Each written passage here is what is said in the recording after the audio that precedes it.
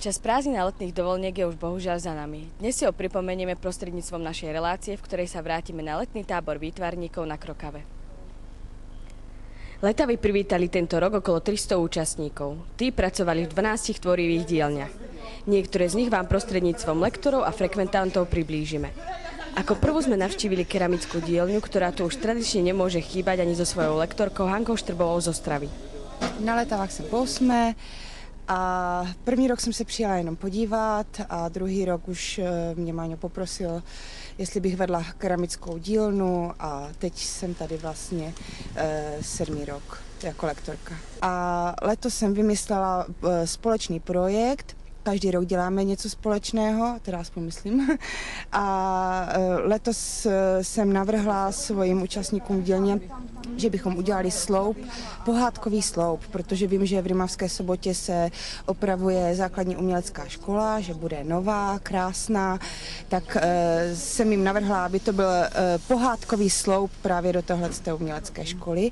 Oni se toho chytili a udělali to nádherně, nádherně. Za pár dní sme tu vytvorili úžasné diela a Hanka je proste skvelý človek, nechala nás úplne voľne tvoriť. Čo hovoríš na celkovú atmosféru leta, večeri a tak? Myslím si, že to bolo slušné, aj keď priznám sa, že som čakala niečo trošku viac. Takže ťa niečo aj sklamalo? Asi ma niečo aj sklamalo. Sklamalo ma hlavne tá improliga, tá sa mi vôbec nepáčila. Oproti keramickej dielni je tá tanečná na Letavách úplným nováčikom. Aj napriek tomu zaznamenala o účastníkov veľký záujem. Lektorkou bola tanečnička Novej scény, ktorá nám sama priblíži svoju prácu v dielni. Vlastne keď som sem išla, tak už trošku som vedela, do čoho idem a moja príprava na toto celé v podstate nebola žiadna, lebo som nevedela, že akí ľudia mi prídu do dielni, či to budú profesionálni tanečníci alebo amatérsky, ale 90% ľudí vlastne sa tancu venuje len tak, že ho to baví, že nie sú profesionálni tanečníci.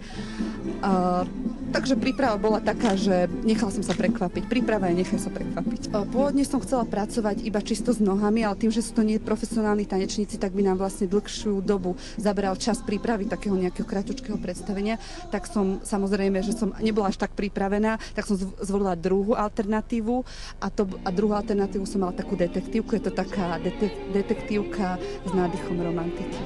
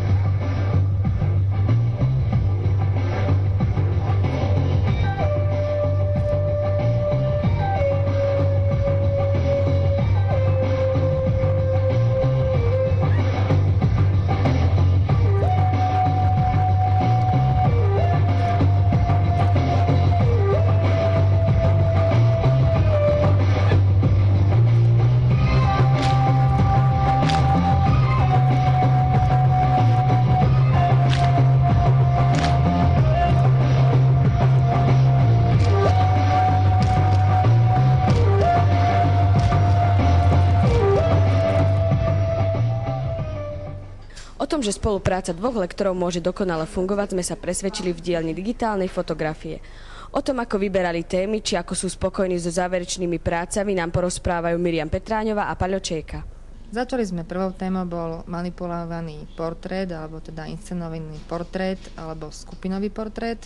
Potom bola druhá téma slovo. Mali doniesť jeden krátky textový útvar, na ktorý mali nafotiť krajinu, aby sme to troška zjednodušili, lebo krajina je dosť ťažký žáner vo fotografii. Aby sme im to zjednodušili, tak dostali ešte slovo. A posledný bol klasický akože dokumentárna fotografia, ale s témou Letavy. To sme sa stretli ešte pred Letavami asi mesiac a rozprávali sme sa o tom, vymysleli sme to. Potom sme prišli na Letavy, respektíve cestou na Letavy, v aute sme sa o tom rozprávali a vôbec sme si nepamätali, čo sme vymysleli. Tak sme to museli nejak vyloviť z pamäti znovu a vyšli nám z toho tieto témy. To je taký zaujímavý, možno, že aj jav, že človek, keď učí na vysokej škole, že sa zdá, že tá úroveň je taká kolísavá a že tu neviem, čím to je, či je to tým prostredím, lebo sú ľudia z rôznych prostredí aj teda záujmov, že sú to ľudia, ktorí majú absolútne nejaké, že nie umelecké zázemie, ale teda majú iba potrebu niečo sa naučiť a absolútny amatéri alebo ľudia, ktorí držia 2 dní fotoaparát v ruke a naučia sa stlačiť on-off a potom v priebehu týždňa ovládať fotoaparát, na konci týždňa urobia neuveriteľný pokrok. Jednak teda, že vidia strašne veľa ľudí, ktorí robia a vedia sa s nimi potom konfrontovať a pre mňa je najzaujímavejšie to, že každý jeden na tú tému zareaguje a postupnými krokmi dokáže zo seba vydať naozaj prekvapivú vec aj pre mňa, že vidia veci, ktoré iní nevidia. Ale tak, že medzi sebou, že nakoniec nájdu niečo ojedinelé pre každého z nich, že nie je toto obligátne opakovanie nejakých tých motivov, ako sú staní ľudia a speváci na pódiu, ktorí sú tu každý večer, ale nakoniec nájdu odvahu sa pozerať na ten svet ešte tak ako jedinečne. Ak ste doteraz mali pocit, že kováčstvo je remeslom iba silných chlapov, teraz vás presvedčíme o opaku. Pre túto dielňu som sa rozhodla hlavne preto, lebo kresliť si môžem hocikedy, maľovať môžem hocikedy, grafiku si spravím hocikedy, ale kováčstvo je taká vec dosť atraktívna, si myslím, pre mňa a chcela som si to skúsiť. Čo to dá, či to vôbec zvládnem, či je to teda niečo aj pre ženy, ako Roman povedal. V kováčskej dielni som sa najprv pokúšala kuťkou, ale potom mi Roman poradil, že do takej medenej doštičky by to bolo asi jednoduchšie, takže som nekovala, ale som tepala a práve tamto môj výtvor tuto visí za mnou a mali sme tému právek alebo nejaké praveké zvieratka prehistorické, tak toto je moja vízia nejakého takého prehistorického tvora, ktorý možno tu kedysi pobehoval aj po letavách, po mieste letal niekde na Krokave. Hodnotím to veľmi pozitívne a kladne. Ja som veľmi rada, že som tu bola, lebo som tu 6. krát na letavách a stále som bola v nejakej takej výtvarnej alebo dielni nežne ženskej a teraz som si to chcela teda vyskúšať a je to úplne super a musím povedať, že to je asi najlepšia dielňa, v akej som kedy bola. Čiže úplne som sa tu cítila skvelo a dobre a Roman je úžasný lektor, takže to bolo celé veľmi skvelé celý týždeň. Niečo o svojich frekventátoch nám povie aj sám lektor dielne umeleckého kováčstva Roman Vykysali.